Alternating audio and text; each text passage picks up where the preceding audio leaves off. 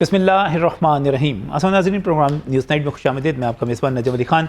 और IMF के साथ स्टैंड बाई एग्रीमेंट के बाद जब ईद की 5 छुट्टियों के बाद स्टॉक एक्सचेंज खुली तो पाकिस्तान की तारीख़ में सबसे ज़्यादा पॉइंट्स जो है 2446 तकरीबन 2500 के करीब पॉइंट्स का इजाफ़ा हो गया।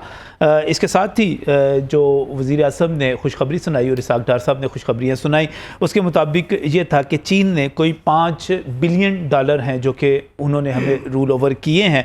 इसके साथ ही सऊदी अरब $2 बिलियन रूल ओवर करने जा रहा है। अमारात की तरफ से, मुत्तहिदा अरब अमारात की तरफ से $1 अरब और इस्लामी तरक्याती बैंक की तरफ से भी $1 अरब रूल ओवर करने की बात की जा रही है। पाकिस्तान ने जो लेटर ऑफ इंटेंट IMF को भिजवाया है, उसके बाद इसी महीने $1.1 बिलियन जो है वो पहली किस्त के तौर पर पाकिस्तान को मिलने की बड़ी उम्मीद पैदा हो गई है और शायद 12 तारीख को दस्तखत के 3 से 4 दिन के बाद पहली किस्त वो भी मिल जाएगी। लिहाजा ये कहा जा सकता है कि जहां स्टॉक एक्सचेंज ने एक ज़बरदस्त तेज़ी पकड़ी, अगरचे आज उसमें कुछ मंदा रहा क्योंकि कल जितने सौदे हुए थे, जितनी तेज़ी के साथ हुए थे, उसमें भी स्टॉक एक्सचेंज को तकरीबन 1 घंटे के लिए बंद करना पड़ा था क्योंकि वो बहुत तेज़ी के साथ ऊपर जा रही थी, जिसको खैर मामूली समझा जा रहा था। आज कुछ मंदा रहा, लेकिन इसके बावजूद 100 अरब रुपए हैं जो कि हमारे सनतकारों ने सिर्फ़ और सिर्फ इस कामयाबी के ज़रिए और इस तेज़ी के ज़रिए कमा लिए हैं। ये अगर हम मौजूदा सूरत हाल को देखें तो इसमें पिछले आप 1 से 1.5 माह और 2 माह का ट्रैक रिकॉर्ड देखें तो पेट्रोल मसलसल सस्ता होता आ रहा है। कभी ये 5 रुपये सस्ता होता है, कभी कितने रुपए, और तकरीबन इस वक्त 20 रुपये से शायद सस्ता हो चुका है। सोना जो है उसने भी सस्ता होना शुरू कर दिया है और उसमें भी हज़ारों रुपये, एक दिन में हज़ारों रुपये कम हुई है इसकी कीमत। LPG बहुत पहले की निस्बत सस्ती हुई है और उसके रेट जो हैं बहुत नीचे गिरे हैं और हैरानकुन हद तक नीचे गिरे हैं। और इसके साथ साथ हम घी की बात करें तो पिछले कुछ अर्से में जब हम शिकवा कर रहे थे कि घी जो है वो 600 और 650 रुपये किलो पर पहुंच गया है, उसमें भी कमोबेश 100 रुपये तक की कमी हुई है। इदारा शुमारियात जो है वो ये कहता है कि महंगाई जो कि मई के आखिर में 38% पर थी, वो कम होकर 29.4% पर आ गई है। अब जो मौजूदा सूरत हाल है, इसमें जो सबसे बड़ा इंडिकेटर है वो डॉलर का है और डॉलर 2 दिनों में 15 रुपये से ज़ायद सस्ता हो चुका है और बाज़ लोगों का ये भी कहना है कि शायद ये मज़ीद भी सस्ता हो सकता है मौजूदा सूरत हाल में, जैसे ही IMF की तरफ से पहली किस्त हमें मिलेगी और जैसे ही सऊदी अरब की तरफ से जो रूल ओवर किए जा रहे हैं $2 अरब वो हमारे पास आएंगे तो उसके साथ ही ये मज़ीद सस्ता होने का इम्कान है। वज़ीर ख़ज़ाना इसहाक़ डार कहते हैं कि ये 240 रुपये तक जा सकता है और इसके जाने के इम्कानात मौजूद हैं, लेकिन बाज़ राय ये भी कह रहे हैं कि ये 250 रुपये तक जा सकता है। इसके साथ ही जो लोगों की तवक्कुआत हैं वो भी बढ़ती चली जा रही हैं। वो ये तवक्को कर रहे हैं कि जिस महंगाई के कम होने की बात की जा रही है, प्रैक्टिकली हमें वो नज़र भी आए और महंगाई कम होती चली जाए। क्या महंगाई कम होने जा रही है? क्या इसके बाद जब हम रूस से तेल मंगवा रहे हैं और उस तेल से कहा जा रहा है कि फर्नेस ऑयल सबसे ज़्यादा बनेगा, तो क्या उसके बाद बिजली भी सस्ती हो सकती है? और बिजली सस्ती होने से ज़ाहिर है जब आपका पेट्रोल सस्ता होना शुरू हो जाए, जब आपकी बिजली सस्ती होनी शुरू हो जाए, जब आपका डॉलर नीचे आना शुरू हो जाए, तो उसके नतीजे में लामहला महंगाई में कमी आती है और चीज़ों की कीमतें कम होती हैं। ये कहा जा सकता है कि शहबाज शरीफ ने और इसहाक़ डार ने जो कोशिशें शुरू की थी वो किसी हद तक, बल्कि काफ़ी हद तक बारावर साबित हो गई हैं। पाकिस्तान के ज़र मुबादला के ज़खायर बेहतर होते चले जा रहे हैं। मूडीज़ का ये कहना है कि अगर आने वाले बरस में हमने $25 अरब जो है वो बतौर कर्ज, सूद वगैरह अदायगी करनी है, लेकिन इसके बावजूद हमारी अदायगियों का तवाज़ुन जो है अब बेहतर होना शुरू हो गया है। ये भी बात की जा रही है कि IMF के साथ मुआहदे की अहमियत क्या है।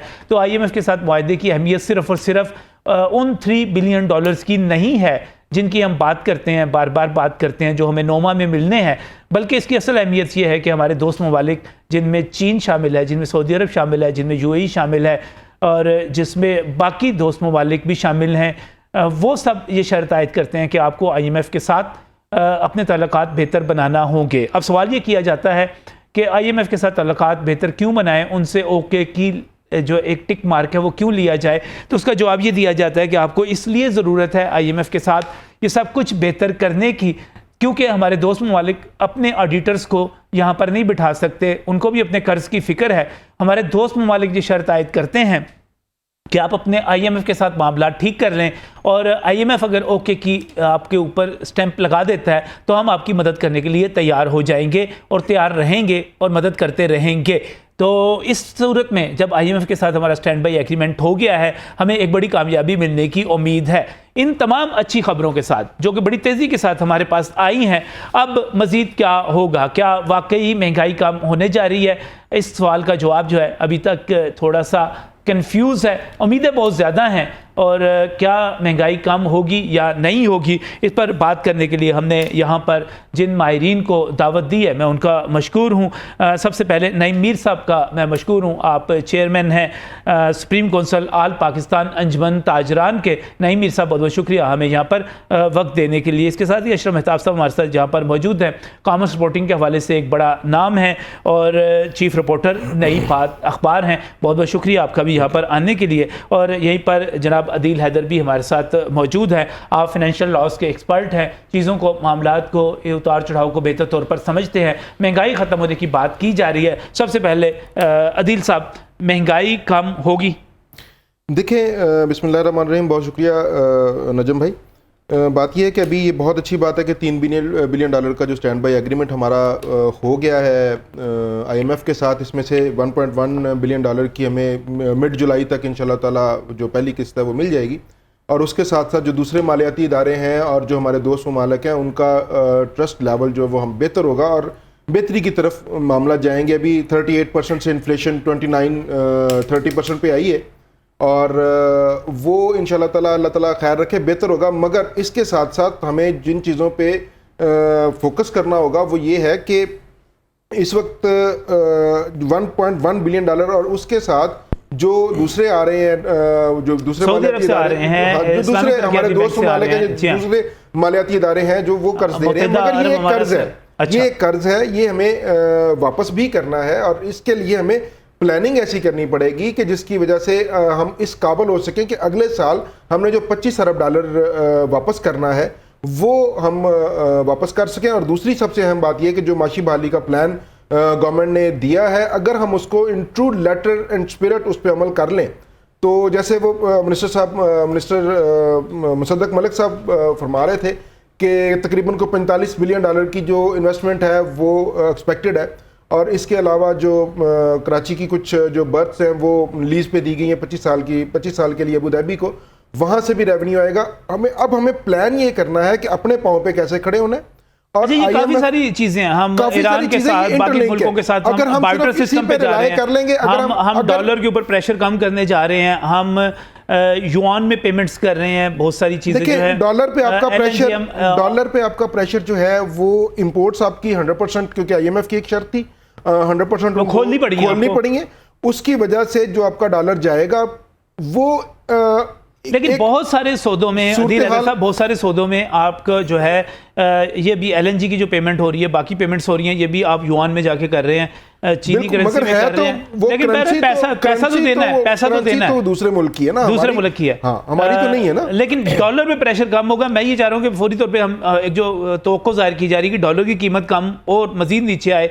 वज़ीर खजाना कहते हैं कि 240 तक आ सकती है। डॉलर की कीमत 270 रुपये तक तो आई है, और इंशाल्लाह ताला अगर अच्छे मेजर्स लिए जाएं और अगर अच्छे प्लान किया जाए तो ये मजीद कम आ सकता है। और अब आपको लग रहा है कि महंगाई मजीद कम होने के, आपने अपने इंट्रो में फरमाया कि जी बिजली अब सस्ती होगी, जबकि माफ कीजिएगा, जबकि IMF की ये शर्त है कि जो सब्सिडीज आप तवानाई के रिसोर्सेज पे दे रहे हैं उनको आपको खत्म करना है। और उसकी ही एक आपको मिसाल ₹7.5 डीजल पे जो बढ़ाया गया है पेट्रोलियम लेवी में, और वो उसको IMF की शर्त को पूरा किया गया है। और अभी ये शॉर्ट टर्म एग्रीमेंट है आपका उनके साथ, स्टैंड बाई एग्रीमेंट। नहीं, मैं इस बुनियाद पे बिजली कीमत कम होने की बात कर रहा था कि इस वक्त हम रूस से जो तेल मंगवा रहे हैं उससे फर्नेस ऑयल सबसे बड़ा बन रहा है। रूस से जो अभी तेल आया है उससे अभी जो फर्नेस ऑयल बनेगा, जो कंज्यूमर प्राइस है, जो कंज्यूमर प्राइस लोगों के लिए है, वो उस पे अभी कोई फर्क ऐसा नहीं पड़ा। महंगाई कितनी कम होती हुई नजर आ रही है? देखिए, जट की बात करें, जट की बात मैं ये करूंगा, मुझे महंगाई होती अभी फिलहाल कोई ऐसी नजर नहीं आ रही, कम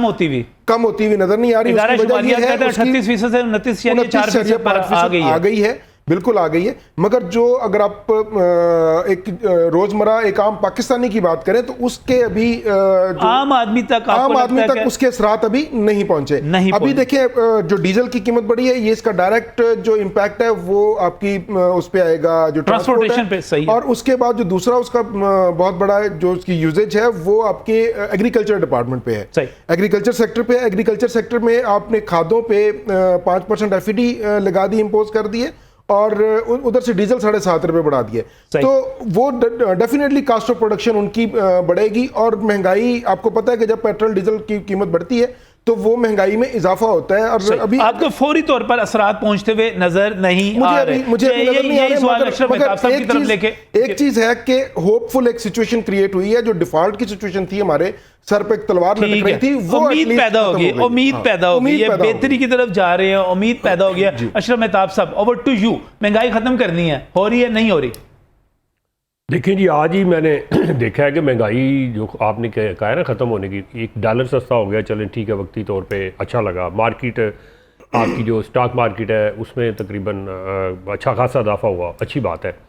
इसके अलावा सोना सस्ता हो गया है, तकरीबन को 12,200 रुपये 2 दिन के अंदर, अच्छी बात है, 2,05,000 पे आ गए। लेकिन ये जो आटा महंगा हो गया, इसकी क्या वजूहत है? आज ही 10 रुपये किलो आटे की कीमत में इजाफा हो गया है, और 200 रुपये तोड़े की कीमत में इजाफा हो गया। वो जो कभी मिला करता था 680 रुपये में, वो आज आपको 2750 रुपये में मिल रहा है। अब इसके अंदर मार्जिन आप ले लें, डॉलर का फ़ायदा होगा लामहला, यकीनी बात है, उम्रा उससे फ़ायदा उठाएंगे या उनको कोई रिलीफ मिलेगा।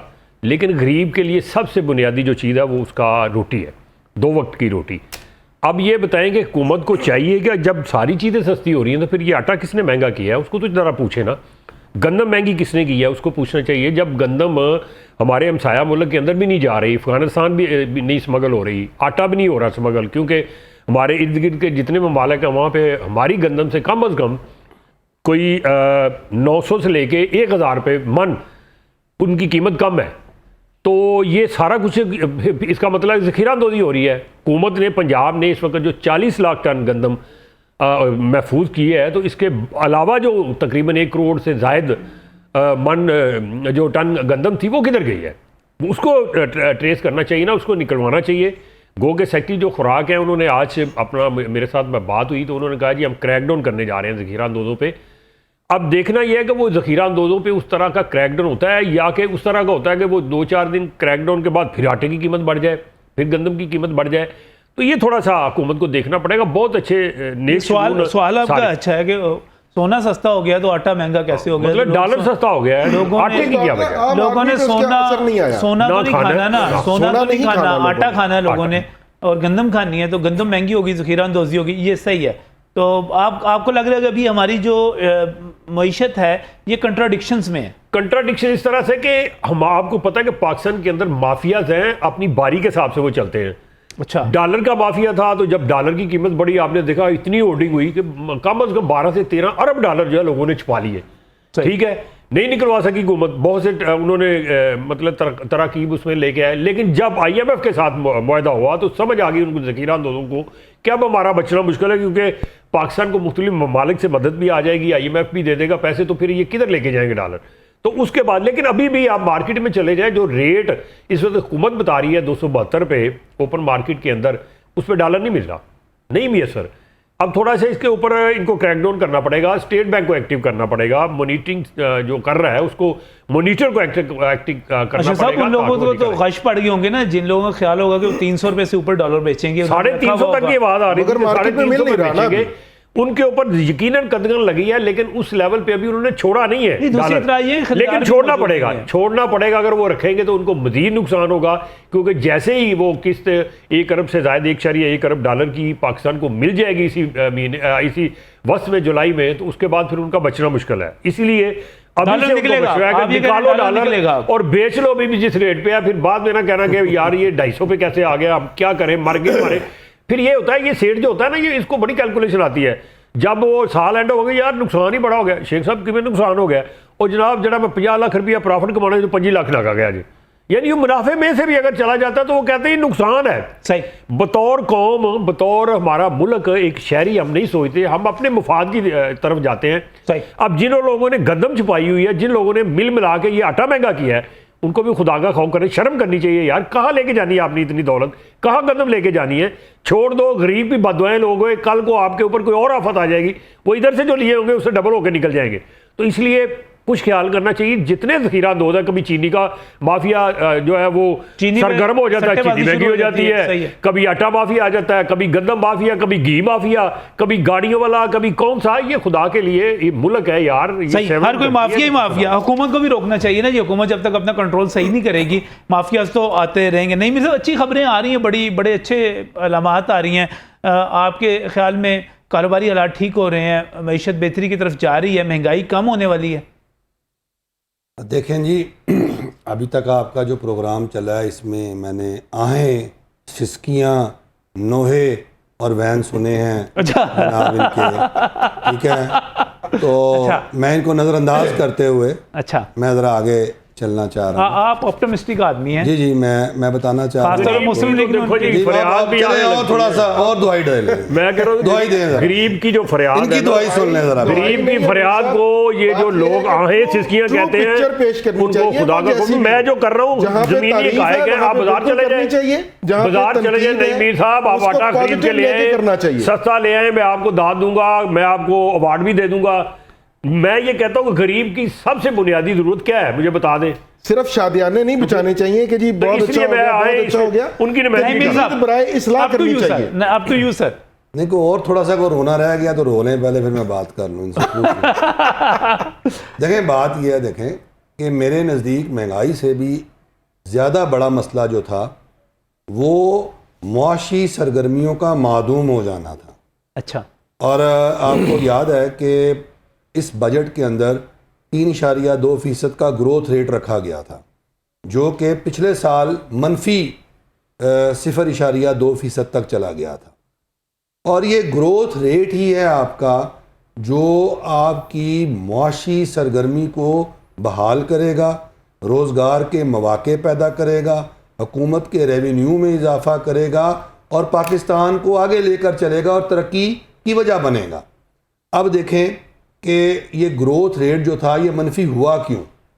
उसकी बुनियादी वजह ये थी कि हमारा जितना बिजनेस है, हमारा जो सारा कारोबार है वो डिपेंडेंट था इंपोर्ट्स पर। सही। इंपोर्ट्स पर जो है वो ज़बरदस्त किस्म की कदगन लगी हुई थी क्योंकि ख़तरा था डिफ़ॉल्ट का। तो ये एक बुनियादी तरजीह और पहली तरजीह थी कि हमने पाकिस्तान को डिफ़ॉल्ट से बचाना था। हमारी पहली और बुनियादी तरजीह ये नहीं थी कि हमने महंगाई को कम करना था, यानी हमारे से मुराद रियासत की ये पहली तरजीह थी। और ये सबसे बड़ा काम हो गया, अल्लाह का लाख लाख शुक्र है कि वो लोग जो ख्वाहिशमंद थे कि पाकिस्तान डिफ़ॉल्ट कर जाएगा, जो लोग मिठाइयाँ लेकर बैठे हुए थे कि हमने मिठाइयाँ बांटनी है और ऑर्डर दे के बैठे हुए थे, अल्लाह ताला ने उनके मुंह में खाक डाली और वो नाकामो नामुराद हुए। और इसहाक डार और वज़ीर आज़म शहबाज शरीफ जो हैं उनकी अनथक मेहनत और काविशें रंग लाई और पाकिस्तान डिफ़ॉल्ट ज़दा नहीं हुआ और इनके ख्वाब बिखर गए।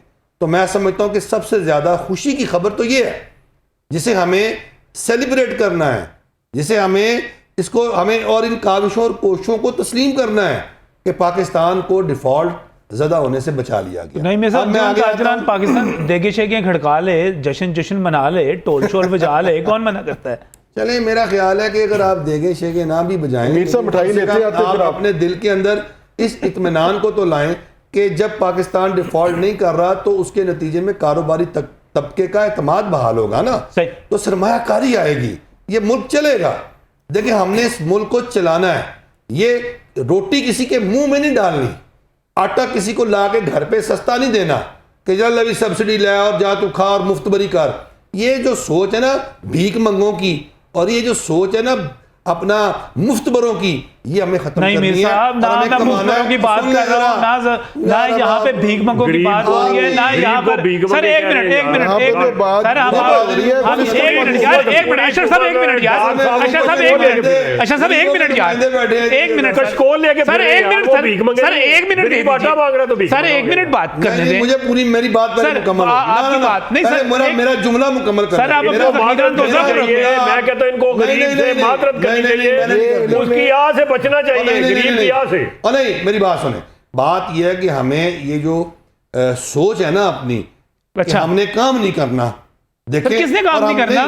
काम आप करेंगे कब? किसने काम जब नहीं करना? आपको काम करने के मौके मैसर होंगे। सर, किसने काम नहीं जब करना? आपको मुआशी सरगर्मियां जो हैं वो मैसर होंगी, नहीं, मीर तब साहब, आप काम करेंगे। वो अपनी सबसे तकलीफ बड़ी बात करेंगे। यह है, ओ भाईजान मेरी बात सुन लें, सबसे बड़ी बात यह है कि जिस पर मैं बहुत ज्यादा खुश हूं वो ये है कि अब काम करने के मौके में असर होंगे। अच्छा। और गरीब जो है, जो बेरोजगार था, सही। उसको रोजगार मिलेगा और वो आटा महंगा भी खरीद के अपनी रोटी पका नहीं सर, यहाँ पे एक मिनट सर, नहीं मीर साहब एक मिनट हम ना यार एक मिनट यार बात तो करने दीजिए ना प्लीज, एक मिनट सर, एक मिनट।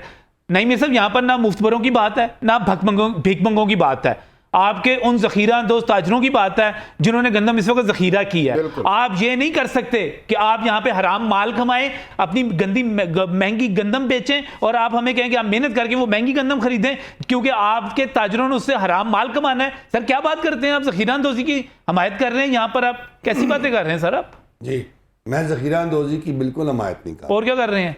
अभी आपने कहा महंगी गंदम खरीदो, कारोबारी सरगर्मियों, क्यों खरीदूं मैं? मुअत्तल शुदा कारोबारी सरगर्मियों की बहाली की बात कर रहा हूं। नहीं सर। मेरा ख्याल है शायद ये मेरी बात जो है ना शायद जरा ऊपर लेवल पे चली गई, आपको नहीं समझ आप सर नहीं समझ पा रहे। और सर मेरी बात सुन ले। पूछोगे कहेगा 2 जमा 2 4 रोटियां। बात सुने, देखे गरीब, सीधी सी बात है, सीधी देखे गरीब को कोई दूसरी बात मईशत नहीं है। के पहिए के वो चलने हुकूमत से किधर ही- गई जो कहती थी कि 2 करोड़ 80 लाख टन गंदम हमने सुपर यानी वो बम्पर क्रॉप आ गई है। वो भाई मुझे बताए 40 लाख टन अगर उन्होंने इधर महफूज किए तो बाकी जो 1.25 लाख 1.5 लाख टन पंजाब की थी भाई, किधर है? बात आप आते- आपके जखीरा ओ भाई, बहुत ताजर है, भाई, एक मिनट सब्र उन्होंने करें। छुपाई हुई है भाई, निकाले बाहर। ओ भाई बात सुने, चावल के गोदामों में, कोई- राइस मिलों में पकड़ी जा रही है। वहां क्या होता है मैं आपको वाकया सुना, हफ्ताबाद में अच्छा सर उनको बात करने देना, उनका मौका है, आप चले, कर जरूर ले। करने दें। जो कर ले। कोई जखीरा अंदोज है जी हाँ। वो गलत है भाई, हम तो उसके हमायती हैं ही नहीं। सही। उस पर तो क्रैकडाउन हो, जैसे मर्जी हो, कानून हरकत में आए। मैं किसी और जाविये और मैं किसी और तनाजर में बात कर रहा हूँ, आप जो हैं वो किसी और जगह पर मुझे खींच के ले जाते हैं। मैंने उस आपके जो है ना वो ग्राउंड में आके नहीं खेलना, ठीक है ना। मैं कुछ और बात कर रहा हूँ। आपने अपने ग्राउंड में खेलना है। मैं जिस ग्राउंड में मैं अल्लाह जिस करे ग्राउंड उससे में बारिश हो खेल- जाए। ठहर जाए, मेरी बात सुने फिर ना। अब ये चाहते नहीं है कि मैच हो। अल्लाह करे ਤੁਹਾਡੇ ग्राउंड 'ਚ किचड़ हो जाए। मेरी बात सुने, फिर से आओगे ना साडी ग्राउंड संजीदा ਤੁਸੀਂ ਉਹਦੇ 'ਚ तिलक के गिरो यार, आप संजीदा बात कर रहे हैं कि मैं संजीदा बात करूं? मेरी बात सुने, जरा संजीदगी से समझे बात को कि अब कारोबार चलने के जो तौर तरीके हैं वो आगे बढ़ेंगे, कारोबार चलने के मौके मिलेंगे। ये अब मुल्क ठीक होने जा रहा है। जखीरा अंदोज उनके खेलने के जखीरा अंदोजों को तो मैंने कह दिया जी, उनके साथ जो मर्जी करें आप, ठीक हो है? गया, ठीक मैं हो कह गया। रहा हूँ कि अब ये मुल्क ठीक हमने होने जा महंगी रहा है। गंदम नहीं लेकिन खरीदनी जो आप महंगाई की बात कर रहे हैं, जब गंदम है या कुछ और चीज़ है, देखें महंगाई पर जो है, महंगाई के जो असरात हैं, अगर आप ये कहें कि वो फौरी तौर पर जो है वो महंगाई जो है वो कम हो जाए, तो मेरा नहीं ख्याल कि महंगाई कम होगी। देखिए मैं भी बहुत क्लियर आदमी हूँ, आगे मैं अफसर। अपने पॉइंट Thank you, पर बहुत शुक्रिया। क्लियर हूँ। शुक्र है। शुक्रिया, आगे देखें, अफसर। किसी जगह पे इत्तेफाक तो हुआ मीर साहब नहीं, हमारा। नहीं। मैंने तो कर लिया, शुक्रिया मैं तो जो हकीकत है उस पर मैं अपना आंखें बंद नहीं कर सकता। लेकिन आप भी जो है वो असल मुआशी मसले को समझने की कोशिश करें। वो क्या है? काश डॉक्टर कैस साहब अभी हमारे साथ होते हैं, उनको लाइन पर लें। तो बात यह है कि मईशत को चलाना इस वक्त सबसे बड़ा चैलेंज है। जो मईशत रुक चुकी है और ये डॉलर जो है ये नीचे आएगा, इसके नीचे आने से आपकी इंपोर्ट सस्ती होंगी। जब आपकी इंपोर्ट सस्ती होंगी तो आपकी इंडस्ट्री को जो है उसकी इनपुट जो है वो सस्ती होंगी, और उसके नतीजे में जब कंपटीशन की फिजा पैदा होगी तो आपका बंद जो आपका कारखाना है वो चलेगा, कंपटीशन भी होगा, कीमतों का मुकाबला भी होगा, एक पॉजिटिविटी होगी। और उसमें बाद में जाके कुछ अरसा बाद में जाकर जब चीज़ें स्टेबल होंगी तब ये कीमतें नीचे आना शुरू होंगी। अभी फौरी तौर पर ये कीमतें नीचे नहीं आएंगी। एक बात दूसरी बात आप ये समझें कि IMF के साथ जो आपका मुआहदा हुआ है उसके नतीजे में आपने जो लेवी लेना है पेट्रोलियम मसनूआत पे, अब अगर इंटरनेशनली पेट्रोलियम मसनूआत की प्राइसेस जो हैं वो ज़्यादा हो जाती हैं तो फिर आप क्या समझते हैं कि जो महंगाई है वो आप कम कर पाएंगे? वो नहीं कम कर पाएंगे। अब ज़रूरत इस बात की है कि मैनेजमेंट ये है कि आपने अगर 50 रुपये लीटर पेट्रोलियम डेवलपमेंट लेवी लेना है तो आपको ये 50 रुपये अपना, अगर कीमतें जो हैं वो बढ़ जाती हैं तो फिर आप कहाँ खड़े होंगे, आपके लिए प्रॉब्लम आएगी। तो इस चीज़ को आप ये समझें कि पेट्रोलियम मसनूआत की कीमतें लेवी और इंटरनेशनल कीमत दोनों के साथ मुंसलिक होती हैं। अब मैं जिस बात पर आपको आपकी तवज्जो दिलाना चाहता हूँ वो ये है, देखें कि ये डॉलर जो है, ये सोना है, ये सारी जो होर्डिंग्स हैं हमने की थी ना, ये हम ही लोग हैं ना।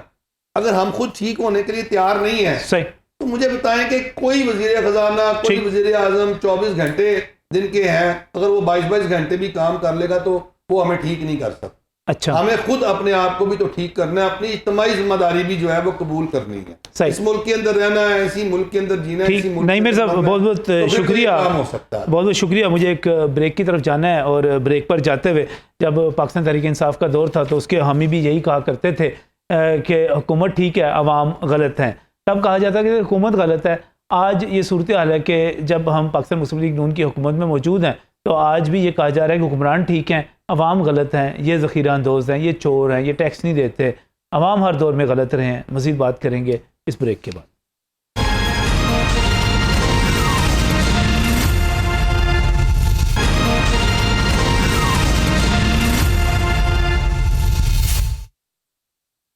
Welcome back from break. नाज़रीन, जो अच्छी ख़बरें आ रही हैं मीशत के हवाले से उस पर नईम साहब बात करने के लिए हमारे साथ यहाँ पर मौजूद हैं। अशरफ मेहताब मौजूद हैं, अदील हैदर भी मौजूद हैं। अच्छी ख़बरें ये हैं कि डॉलर 2 रोज़ में 15 रुपये से भी ज़ायद सस्ता हो गया। स्टॉक एक्सचेंज ने तारीखी एक जंप लिया है और इतने ज़्यादा पॉइंट्स का इजाफा हुआ है कि पहले कभी इतना इजाफा नहीं हुआ। पेट्रोल, सोना, घी, LPG मसलसल सस्ते होते चले जा रहे हैं। इदारा शुमारियात ये कहता है कि महंगाई 38% से कम होकर 29.4% के ऊपर आ गई है। और अब ये बात की जा रही है कि डॉलर जो है वो मज़ीद सस्ता हो सकता है और इसकी असल कीमत जो है वो 240 रुपये है। क्या यहाँ पर जाएगा, नहीं जाएगा? हमारे पास बड़ी तादाद में डॉलर्स जो है उनकी बारिश होने वाली है। चीन 5 अरब डॉलर रूल ओवर कर चुका हुआ है। सऊदी अरब ने 2 अरब डॉलर रूल ओवर करने का वादा किया है। इस्लामी तरक्याती बैंक 1 अरब डॉलर यहाँ पर हमें दे रहा है। UAE 1 अरब डॉलर दे रहा है। इसके साथ ही हमें 12 तारीख के बाद साइन होते ही, IMF के साथ मंजूरी मिलते ही हमें फौरी तौर पर 1.1 बिलियन डॉलर वहाँ से भी मिलने की उम्मीद है। क्या बेहतरी होगी? क्या मईशत मजबूत होगी? क्या इसके नतीजे में कीमतें कम होंगी? आसिफ बेग माहिर मुआशियात हैं हमारे साथ इसको टेलीफोन लाइन पर मौजूद हैं। आसिफ साहब अस्सलाम वालेकुम। वालेकुम सलाम। अच्छा, बेहतरी की बात करनी है, महंगाई कम होगी, चीज़ों में मईशत में बेहतरी आएगी? बिस्मिल्लाहिर्रहमानिर्रहीम। देखें, ये जो IMF के साथ हमारा जो स्टैंड बाई एग्रीमेंट है, ये स्टाफ लेवल एग्रीमेंट हो गया है और 12 तारीख को पे एग्जीक्यूटिव बोर्ड का इजलास है तो उसमें इंशाल्लाह अप्रूव हो जाएगा। तो उससे आपने देखा है कि परसेप्शन बिल्कुल बदली है कि पाकिस्तान को जो IMF के इंडोर्समेंट के बगैर मुश्किलात का खतरा था तो फिलहाल वक्ती तौर पर वो खतरा टल गया है। इसकी जो सबसे बड़ी जो डेमोन्स्ट्रेशन है वो आपने देखा है, जो स्टॉक मार्केट पूरी तकरीबन कल 2400 पॉइंट प्लस हुई और आज जो नेचुरली स्टेट बैंक सर आने वाले दिनों में क्या पेशेनगोई कर रहे हैं, क्या होता हुआ देख रहे हैं आप? देखें, बात यह है कि IMF के प्रोग्राम की हमने फुल कंप्लाइंस करनी है। तो कंप्लाइंस करेंगे तो उससे हमारे गवर्नमेंट के लेवल के ऊपर जो गवर्नमेंट के रिसोर्सेज बढ़ेंगे, टैक्सेस की कलेक्शन में इजाफा होगा और जो स्टेट ओन्ड एंटिटीज हैं उनके लॉसेस में फ़र्क पड़ेगा और जो सर्कुलर डेट है उस पर भी फ़र्क पड़ेगा। और लेकिन ये बात ये है कि जो डॉलर है अगर वो मुसलसल नीचे आता है या करता है तो उससे ये है कि मुल्क के अंदर महंगाई एक वक्त लेगी कम होने में, क्योंकि जो पाकिस्तान जो है वो रिलायंट है अपनी एनर्जी के लिए इंपोर्ट्स पे। तो जो तेल की और जो एनर्जी की LNG वगैरह की इंपोर्ट्स हैं वो डॉलर टर्म्स में होती हैं। इसी तरह हमारी बहुत सारी इंडस्ट्रियल कमोडिटीज, दूसरी इवन फूड आइटम। इकॉनमी बेहतर होगी, क्या गरीब आदमी तक इसके फवायद पहुंचेंगे? नहीं, वो तो अल्टीमेटली तो अभी ये नहीं कह सकते, अभी तो इस लॉन्ग वे, ये 2-3 साल तो लगेंगे। फौरी तौर पे बहुत ज़्यादा महंगाई में फ़र्क नहीं पड़ेगा, बहुत ज़्यादा लोगों के लिए आसानियाँ नहीं होंगी, लेकिन मुल्क के लिए आस्ता आस्ता परसेप्शन बेहतर होगी। और अगर आपने देखा है जो नया माली साल चढ़ा है, इसमें $25 बिलियन के हमने डेट्स पे करने हैं, तो हमने अब कॉन्फिडेंस रिस्टोर करना है, जिसकी जो हमें एडवांटेज मिला है, तो उसमें गवर्नमेंट फुल कंप्लायंस करे, ताकि जो इंटरनेशनल जो बॉन्ड मार्केट है उसमें आप लोकेशन कर सकें, मजीद पैसे रेज कर सकें, अपनी एक्सपोर्ट को बढ़ा सकें, और महंगाई आस्ता आस्ता कम होती है तो हम यानी कि अपनी उसमें शरह सूद को भी कम करें। इस मुल्क के अंदर जहाँ पे 22% शरह सूद है, कॉस्ट ऑफ बोरिंग इतनी ज़्यादा है, तो उसमें तो वक्ती तौर पे तो अपने हम अशारिये जो हैं वो बेहतर करने की तरफ, स्टेबलाइज करने की एक फाइटिंग एफर्ट के अंदर एक एफर्ट थी जो कामयाब हुई। बहुत बहुत शुक्रिया, बहुत बहुत शुक्रिया। आसिफ बेग साहब हमारे साथ मौजूद थे, और उनका भी आदिल साहब यही कहना है कि इस वक्त फौरी तौर पे महंगाई जो है वो कम होती हुई नजर नहीं आ रही, आहिस्ता आहिस्ता ये आगे बढ़ेगा। नईम साहब कुछ कमेंट करना चाह रहे हैं इस पर? देखें जी, जिन कर्जों को रोल ओवर करने की आपने अपने इब्तदाइये में बात की है ना, देखें आपको याद होगा कि बजट के अंदर 7,000 तकरीबन 300 अरब रुपया रखा गया था कर्जों और सूद की अदायगी में। अब मसला ये है कि ये कर्जे जो हैं ये रूल ओवर होने का मतलब ये होता है, मैं आपके जो व्यूअर्स हैं उनके लिए मैं बताना चाह रहा हूँ कि ये कर्जा लिया इधर से और उधर वापस कर दिया, इसको कहते हैं रोल ओवर। यानी ये कर्जा जो है ये हम पर नया कर्जा चढ़ना नहीं है, और जो हमें जो इमदाद दी जानी है, जो चाइना की तरफ से दी जानी है, जो आपने तरक्याती बैंक की बात की और जो आपने और दीगर इदारों की बात की, सऊदी अरब वगैरह या दोस्त ममालिक की आपने बात की, तो ये उनका कर्जा लिया और वापस कर दिया, तो यानी ये हम पर कोई बोझ नहीं होना और कर्ज हमारा वहीं पे बरकरार रहेगा। अब होगा क्या, अब अगले मरले में आप IMF के अगले प्रोग्राम में जाएंगे जब नई हुकूमत आए, क्योंकि आप के ऊपर जो कर्ज़ों की अदायगी है वो इतनी नहीं है जितनी अब $25 अरब है ना जी। देखें आप ज़रा समझे ना, अब $25 अरब में जितने आपने जो डॉलर्स गिनवाए हैं, मेरा ख्याल है वो 4 या 5 अरब डॉलर आपने गिनवाए हैं, 6 अरब डॉलर गिनवाए, वो भी रूल ओवर हैं, वो भी रूल ओवर वाले, तो बाकी $20 अरब तो आपने अदा करना है। तो अब मैं ये कहना चाह रहा हूँ कि ये जो $20 अरब है, इसके लिए IMF का आपको एक नया प्रोग्राम लेना पड़ेगा, ये आप जेहन में रखें, अपना माइंड बनाएं। जिस तरह अभी हमारे जो, लेकिन नहीं मेरे साहब एक बहुत बड़ा सवाल है कि $20 अरब भी अगर चले 20 से कम भी कर लें, आप $15 अरब भी कर लें, कहीं से खींचतान के कुछ कर लें, तो $15 अरब इजाफी अरेंज करना, वो तो $15 अरब आपको IMF नहीं देगा। वो IMF तो मेरा ख्याल है आपको 6 से 7 या 8, अभी $8 अरब की बात हो रही है कि अगले प्रोग्राम में $8 अरब लिया जाए। लेकिन इसी तरह आपको जो है इन्वेस्टमेंट, फॉरेन इन्वेस्टमेंट भी आएगी, जिस तरह ये $45 अरब या $40 अरब की आपको मुसद्दिक साहब कह रहे हैं कि जी ये फॉरेन इन्वेस्टमेंट आने की उम्मीद है। जिस तरह आपने मुख्तलिफ कोई, अगर आपने एयरपोर्ट अपना जो है वो अपना लीज पे दिया है, या आपने अपनी गोदियां जो हैं उनका ऑपरेशन जो है वो आप किसी को लीज पे देंगे, तो आपको वहाँ से पैसा भी जनरेट होगा। सिर्फ कर्जों की बात नहीं है जी, ये सिर्फ IMF के कर्जे की बात नहीं है। प्रॉब्लम ये है कि देखें, हमें ये जो अगला साल है आने वाला, ये हमारे मुल्क का बहुत क्रूशल 3 साल होगा मुआशी हवाले से, इसको हमें समझना है। देखें ये कि महंगाई एकदम ख़त्म हो जाएगी और महंगाई जो है वो उसका तूफ़ान जो है अगर थम ही जाए ना, देखिए मैं एक ज़ाती तौर पर मैं समझता हूँ, जितनी मुझे मईशत की या कारोबार की समझ है, अगर महंगाई का तूफ़ान यहाँ थम जाए और मईशत चले और उसके नतीजे में जो रोज़गार के मौके ख़त्म हो गए हैं वो दोबारा बहाल हो जाएं और हमारी ज़िंदगी नॉर्मल हो जाए, कारोबारी ज़िंदगी। देखिए इस वक्त पाकिस्तान का कारोबार नॉर्मल रूटीन पे नहीं है, ये समझना होगा हमें। सबसे पहली तरजीह तो इस कारोबार को नॉर्मल रूटीन पे लाना है, और अगर ये नॉर्मल रूटीन पे कारोबार आ जाएगा और इसी तरह हमारी ग्रोथ जो है वो हम 3.2 या 4% तक सस्टेन कर पाते हैं, और फिर जो बैनुल अक़वामी अदायगियाँ हैं उनको अदा करने के लिए हम जो है वो दोबारा हम कहीं डिफ़ॉल्ट की ब्रैकेट में दोबारा नहीं कहीं आ जाते। डिफ़ॉल्ट है क्या कि जो आपने सॉवरेन गारंटीज दी हैं, जो आपने नहीं कर पाएंगे, नहीं कर पाए तो डिफॉल्ट करके, तो दोबारा हम अगला साल जो है, अगला साल बहुत क्रूशियल है। ये अगला नहीं, ये कमिंग, ये रवा साल जो जुलाई से 1 जुलाई से शुरू हो चुका है, ये बहुत क्रूशियल है इसमें। अच्छा मेहता साहब, ये बड़ी अहम बात है जब हम बात करते हैं कोई $20 अरब की जो कि हमें इजाफी तौर पर चाहिए, और वो सरमायाकारी से चाहिए, हमें मिल सकेंगे? बिल्कुल जी, क्यों नहीं। जैसे उन्होंने मुसद्दिक मलिक साहब ने कह दिया, असल बात जो जिस तरफ जाना चाह रहा हूँ ना मैं, ये भाई भी उस तरफ नहीं गए। मकसद ये है कि हम इधर से लिए उधर दे दिए, उधर से लिए इधर दे दिए, इधर लिए, तो टोपियाँ बदलने से आपका वो मसला हल नहीं होगा। आपका मसला तब हल होगा कि जब आप सफेद हाथी जो मुल्क के अंदर है, आपके सरकारी हैं, अदारे हैं, आपके अल्ले तल्ले हैं, ख़ासतौर पर आप अपने अखराजात हैं, 85 वजीर मशीर, इस तरह आने वाली हुकूमत में नहीं होना चाहिए। आप सबसे पहले जान छुड़ाएं जो आपके सफेद हाथी हैं, मुफ्त में दे दो यार। आप बजट के अंदर से जो टैक्स पेयर का पैसा है उसमें से आप 1000 अरब जो है उनके ऊपर झोंक रहे हो हर साल।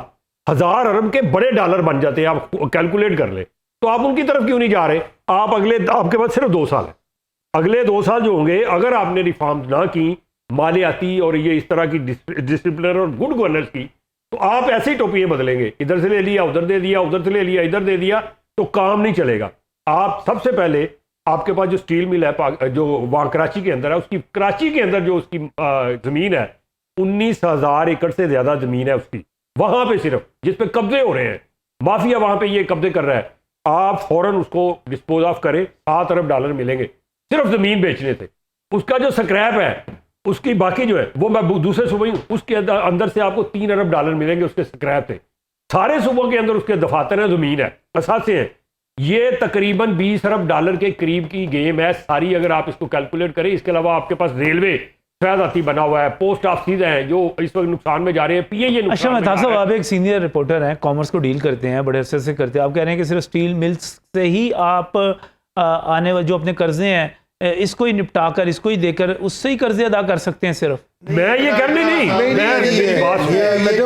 कहने को बात ये नहीं है इमरान खान साहब ऐसी नजम साहब, बात ये नहीं है कि घर के सामान, घर का सामान बेच के और कर्जे उतारना ये कोई अकलमंदी नहीं है। मेरी बात सुन लीजिए, मुझे बताएं इसके ऊपर, इसकी मेंटेनेंस के ऊपर हाथियों को प्राइवेटाइज किया जाए। वो सफेद हाथियों, तो मैं क्या कर रहा हूँ, बेचने से क्या है, प्राइवेटाइज क्या है, तो मैं इसको दे दूं, इनको दे दूं और इनसे पैसा लूंगा। जो दोनों साहब बात कर रहे हैं, असल मसला ये नहीं है। नहीं बेचने की बात, प्राइवेटाइज करना बेचना एक ही मतलब है। क्या उसके साथ इश्तराक के साथ कोई कारोबार करवा ले, पैसे आप ले और उससे पीटीसीएल से जान छुड़ाई, बजट में से वो पैसे ना जाए, वो जो लेगा वो उसको मेंटेन करेगा, वो खुद खर्चा करेगा। 2 अदारे 1000 अरब रुपया बैंक के मकरूज है, 2 अदारे। मुझे ये बताएं कि जब जो बाकी 40 अदारों की आप बात कहते हैं पाकिस्तान स्टील मिल्स बेच के नहीं में सब हो जाएगा काम, ठीक हो जाएगा। नहीं, बाकी भी है, उनसे जान छुड़ाएं जो ये 73 अरब डॉलर है। पहले भी 2-3 दफा सुन चुका हूं। ये जो 7,300 अरब डॉलर की बात करते हैं कि हमने सूद पे देना है, अरब रुपया जो हमने सूद की मद में देना है, इसमें से कितने सारे पैसे रिकवर होंगे और आपकी जान छूट जाएगी। ठीक है, दलील आ गई सर, आपकी दलील आ गई।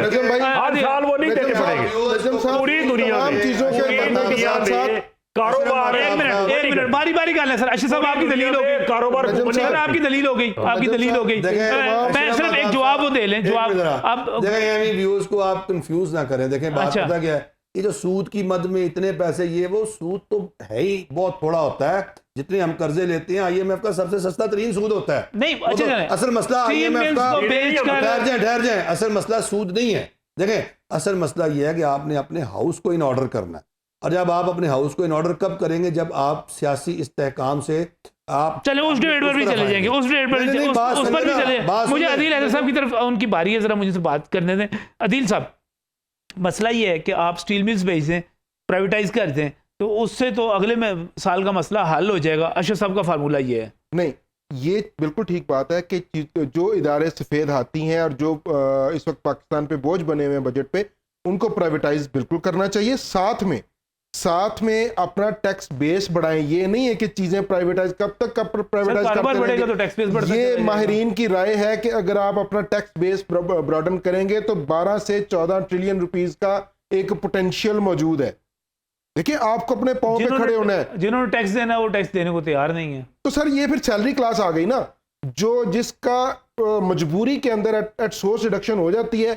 आप किसी समेत इस हुकूमत के, समेत पिछली हुकूमतों के, किसी ने भी टैक्स बेस की ब्रॉडनिंग के लिए बात नहीं की, काम नहीं किया। इस हुकूमत ने भी क्या किया कि पहले टैक्सेस लगाए और उसके बाद 215 अरब रुपए के मजीद एक फाइनेंस बिल उसके अंदर तरमीम करके 215 अरब रुपए के और टैक्सेस लगा दिए, और इस सिर्फ विद होल्डिंग टैक्स का 1% बढ़ा देना और सारे जो जितना भी आपका एम्फेसिस है, जितना भी आपका बेस कर रहे हैं आप इनडायरेक्ट टैक्सेस पे कर रहे हैं, आपने डायरेक्ट टैक्स की बेस बढ़ाने के लिए क्या काम किया, आपने टैक्स बेस को बढ़ाने के लिए क्या काम किया, इस वक्त आपने जो इकोनॉमी को डॉक्यूमेंट करने के लिए इस पूरे बजट में क्या किया, कुछ भी नहीं किया।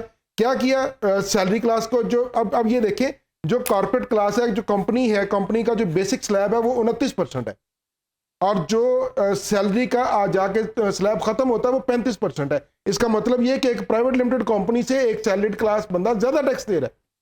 ये तो कोई तरीकाकार नहीं है कि आप जो ऑलरेडी टैक्स नेट के अंदर मौजूद लोग हैं उन्हीं को आप निचोड़ते रहें, जबकि इतना पोटेंशियल मौजूद है हमारे पाकिस्तान में। मैंने तकरीबन 2 से 3 रिपोर्ट्स पढ़ी हैं, 12 से 14 ट्रिलियन रुपीस का टैक्स का पोटेंशियल मौजूद है आपके मुल्क में, वो करें। फिर उसके बाद जो आपकी इंपोर्ट्स हैं, कुछ लग्जरी इंपोर्ट्स हैं, अशराफिया को अपने अखराजात, अशराफिया को अपनी चीज़ें कर्टेल करना होंगी, जो लग्जरी आइटम्स हैं उनके ऊपर टैक्सेस बढ़ा दें। मैं नहीं कहता इंपोर्ट बंद करें, इंपोर्ट खोल के रखें, बिल्कुल उसको ऑन रखें, उसके ऊपर टैक्सेस की रेशियो इतनी हाई कर दें ताकि वो एक जिसने खरीदनी है फिर वो उसके ऊपर टैक्सेस पे करे।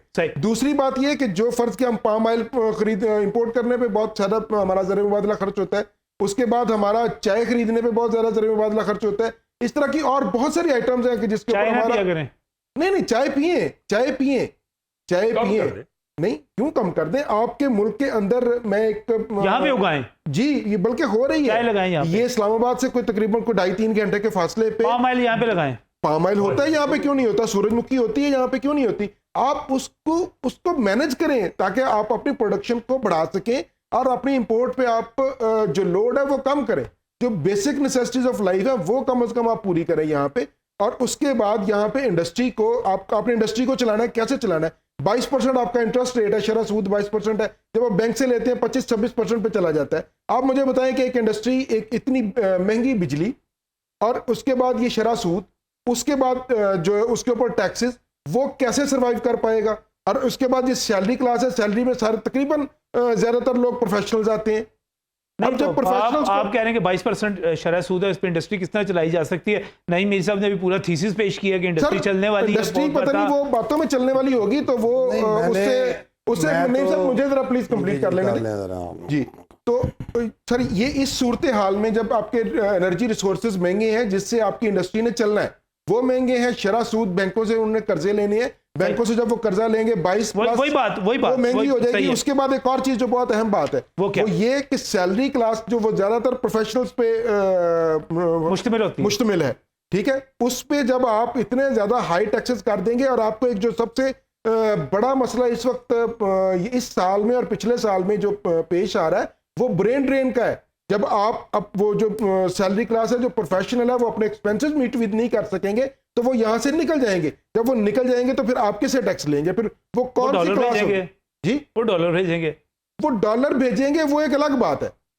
आपने अपना प्रोफेशनल खो दिया सर। ये नहीं है कि आप डॉलर के पीछे अपना प्रोफेशनल नहीं बेच सकते सर, डॉलर के लिए बेचते हैं सर। नहीं सर, आपने अपनी इंडस्ट्री नहीं चलानी, आपने अपने मुल्क पे नहीं खड़ा होना है, तो आपको अपने पांव पे खड़ा होने के लिए आपको दो चीजों की जरूरत है। जवाब देता हूं भाई, एक प्रोफेशनल की और एक इंडस्ट्रियलिस्ट की, दोनों का आपको ईज देनी होगी। नहीं मीर साहब, देखें ये ब्रेन ड्रेन, ये जी लोग भाग जाएंगे, ये टैक्स सर 9 लाख बंदा पिछले साल गया यहाँ से, देते नहीं है। देखें इस हम देते हैं वो नहीं देता, ये बातें, और भाई कभी सरमायाकार भाग जाएगा। और भाई देखें, मईशत में स्टेबिलिटी आएगी, मईशत में इस्तेहकाम आएगा, कोई नहीं भागेगा यहाँ से, कोई नहीं भागेगा, ये सारे यहीं पर रहेंगे, टैक्स भी देंगे और टका के देंगे। कैसे आएगी? मईशत चलेगी। मईशत की इस्तेहकाम जो है वो आपकी जुड़ी है आपके सियासी इस्तेहकाम से। देखें अब हम किसी सतह पर आकर हम महसूस कर रहे हैं कि सियासत जो है वो मुस्तहकम होने जा रही है, और अगर सियासत जो है हमारी ठीक हो जाती है। अब आप मुझे एक बात बताएं, ये अशरफ महताब साहब जो हैं ये दलील तो दे रहे हैं कि जी इन अदारों को बेच दिया जाए या इन अदारों के अंदर बड़े पैमाने पर रिफॉर्म्स लाई जाएं, तो ये वो तमाम चीज़ें जो हैं ये, और ये तमाम जो बड़े फैसले हैं ये कौन करेगा? क्या ये एक वोट से चलने वाली इत्तेहादी हुकूमत कर सकती है?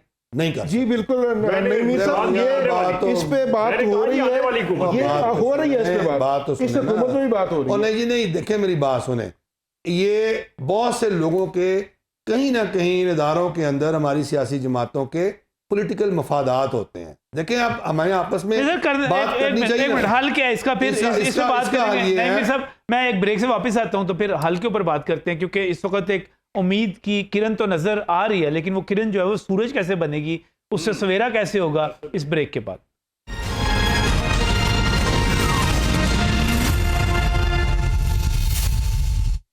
Welcome back from break. नाज़रीन, जब हम देखते हैं कि डॉलर नीचे आ रहा है, स्टॉक मार्केट जो है बहुत तो ऊपर जा रही है, पेट्रोल, सोना, घी, एलपीजी सब सस्ते होते चले जा रहे हैं, तो फिर ये सवाल पैदा होता है कि क्या महंगाई ख़त्म होने वाली है? अच्छे दिन आने वाले हैं। जहाँ पर नईम मीर साहब हमारे साथ यहाँ पर मौजूद हैं, अदील हैदर मौजूद हैं, अशरफ मेहताब साहब मौजूद हैं। मैं बहुत ही मशकूर हूँ रिजवान रज़ी जो कि माहिर हैं तजिया कारी में, मईशत के ऊपर, हमारे साथ इस वक्त टेलीफोन लाइन पर मौजूद हैं। रिजवान साहब अस्सलाम वालेकुम।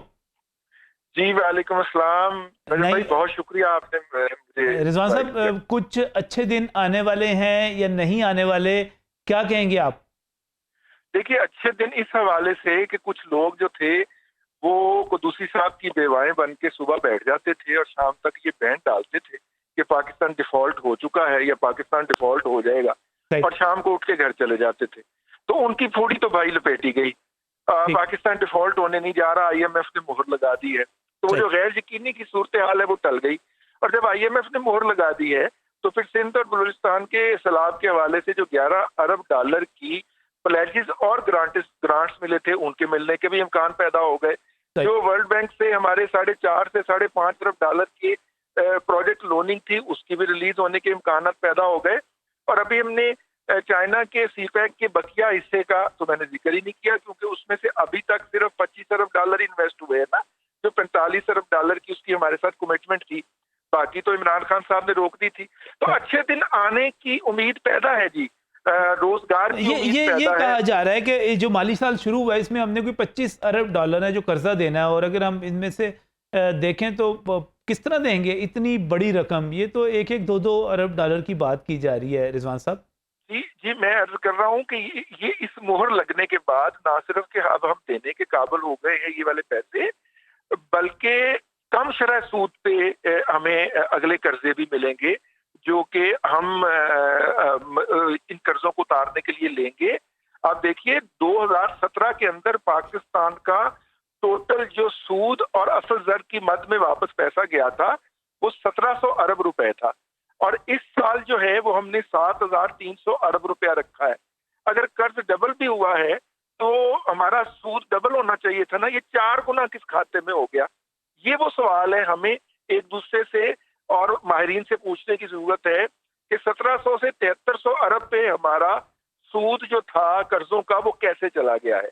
सही, ये बड़ा अहम आपने निशानदेही की, और ये सारा कुछ जाहिर है जो साबका हुकूमत करती रही है और जो 70% कर्जे लिए गए उस पर जिम्मेदारी आयद होती है इसकी बहुत बड़ी, और महंगे कर्जे लिए गए हैं नजम भाई। मतलब कि हमने आम शरह सूद से 4-5 गुना महंगे कर्जे लेके पुराने कर्जे उतारे हैं।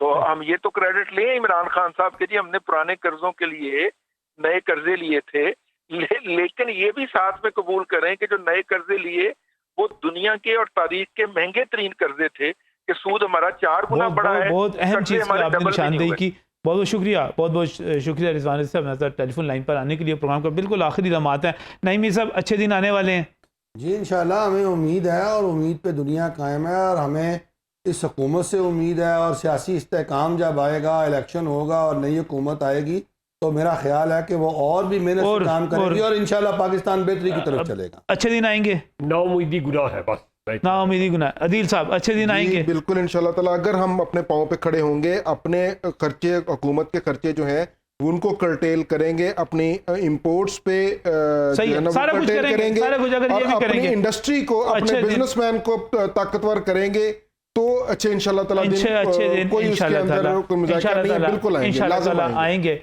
अल्लाह हाफिज।